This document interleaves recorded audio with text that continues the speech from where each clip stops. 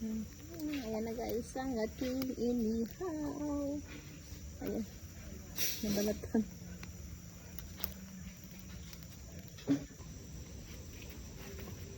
Ayan na guys, ang ating inihaw na isda.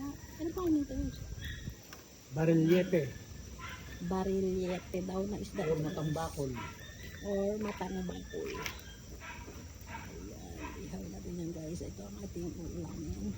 Yan, dalawa yan.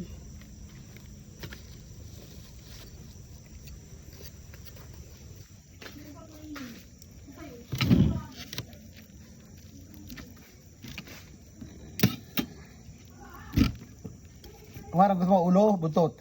Ano? Wala na mga dyan. Sige, kuha ka. Yan na guys, ang ating inihaw, malanding sa usawan.